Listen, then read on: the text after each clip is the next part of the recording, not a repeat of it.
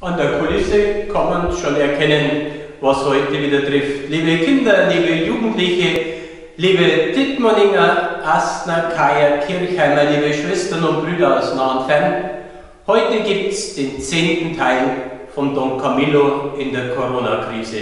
Viel Vergnügen!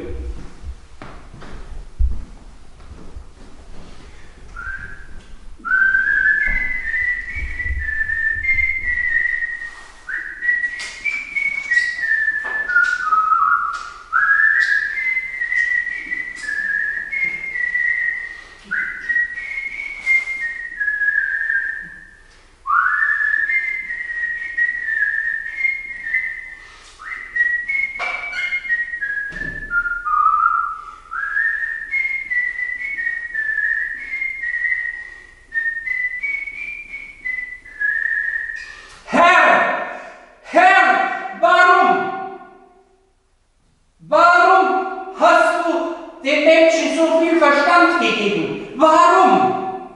Don Camillo, ich verstehe dich nicht.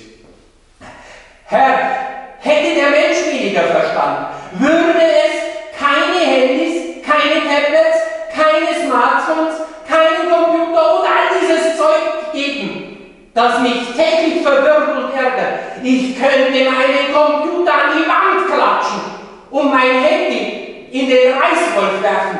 So muss ich mich damit ärgern. Und deshalb soll der Mensch weniger Verstand bekommen? Vielleicht brauchst du mehr oder auch nur mehr Geduld. Ich habe meine Predigt auf den Computer geschrieben. Stunden bin ich daran gesessen und dann wollte ich ein kleines Päuschen machen und eine Zigarette rauchen, die ich mir reichlich verdient habe. Dann fragt mich dieses dämliche Ding, speichern, ja oder nein? Und ich drücke auf Nein. Alles ist weg, Herr. Verstehst du das? Du sollst deine Predigt aber auch im Herzen haben, nicht im Computer. Hättest du nicht so schwierige Gleichnisse erzählt, dann ginge das auch. Aber nein, du musst ja auch Gleichnisse bringen, wo ich vorher 4 Bücher durchwühlen musste und 5 Predigtvorschläge lesen, bis ich es verstanden habe. Camillo, es waren nur 2 kurze Artikel, die du gelesen hast. Aber ich habe 4 Bücher in Händen gehabt. Wo du das Inhaltsverzeichnis überflogen hast.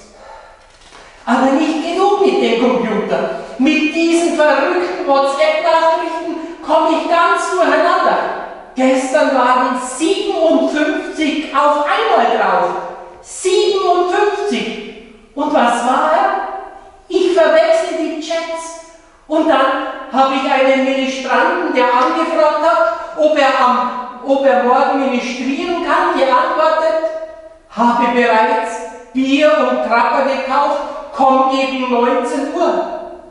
Herr, seine Mutter ist aus allen Wolken geflogen über diese Nachricht und dabei war die für meine Schafkopffreunde bestimmt. Und diese erhielten die Antwort als Antwort, morgen um 10 Uhr beim Sonntagsgottesdienst geht es auf jeden Fall. Herr, wenn es diese verfluchte... Na, Don Camillo. Wenn es diese... Was soll ich sagen, außer verfluchten sozialen Medien nicht gäbe, würde das alles nicht geschehen. Beruhige dich. Du bist doch auch ganz froh darüber. Jetzt in der Corona-Zeit konntest du deine Gottesdienste übertragen, kannst täglich Abendimpulse geben. Ihr habt eine ausgezeichnete aktuelle Homepage, dank einer Pfarrgemeinderätin und ihrem Mann. Aber warum muss ich mich mit diesem Zeug abgeben? Das können doch andere machen. Du kannst leicht reden. Zu deiner Zeit gab es all diesen Mist nicht. Stell dir vor, du hättest deine Bergpredigt auf WhatsApp weiterleiten müssen an all deine Apostel und die 5000 Zuhörer. Deine Finger wären blutig geworden. Und übrigens sind diese Tasten für mich viel zu geil. Ich drücke immer gleich auf 2 Buchstaben zur gleichen Zeit. Jetzt beruhige dich.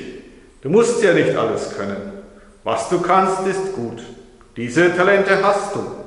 Die Technik, die Elektronik und was sich daraus entwickelt hat, das kann der Seelsorge nutzen und eingesetzt werden.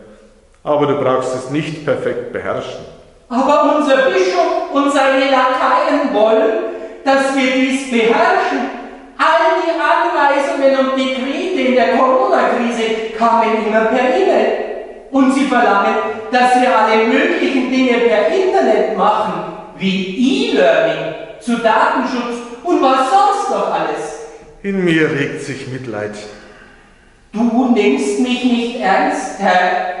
Zu deiner Zeit war alles viel leichter, aber jetzt ist vieles viel leichter als in meiner Zeit. Vor lauter Technik und Elektronik haben die Menschen auch für dich viel weniger Zeit. Sie sind doch immer durch irgendetwas abgelenkt. 1000 Dinge sind wichtiger als du. Da hast du recht, Pomelo. Darum bleib noch eine Stunde bei mir. Herr, das geht nicht. Auf Skype wird jetzt Juventus Turin gegen Mailand übertragen. Das muss ich mir anschauen, wenn meine Turiner die Mailänder schlagen. Da siehst du's, wie recht du hast. Wegen der Technik und Elektronik hat auch mein Personal keine Zeit mehr für mich. Geh, Don Camillo.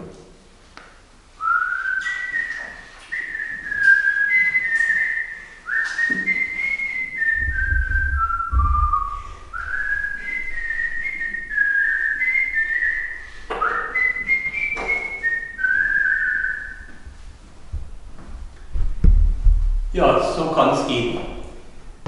Wie diesem Don Camillo geht es wahrscheinlich manchen Seelsorger, Seelsorgerin, aber auch manch anderen. Jetzt aber legen wir alles vertrauensvoll in die Hände Gottes. Herr, auf dich vertrauen wir. In deine Hände legen wir unser Leben. Lass leuchten über uns dein Angesicht. Hilf uns in deiner Güte. In deine Hände legen wir unser Leben.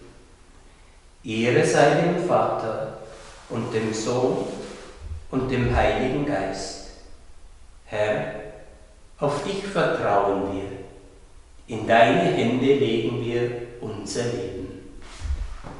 Und so segne euch an diesem Abend und in dieser Nacht der gute und treue Gott. Es segne euch Gott der Vater und der Sohn und der Heilige Geist. Amen. Da jeder Sonntag ein Ostertag ist, wollen wir heute auch am Ende ein Osterlied singen. Jesus lebt, mit ihm auch ich.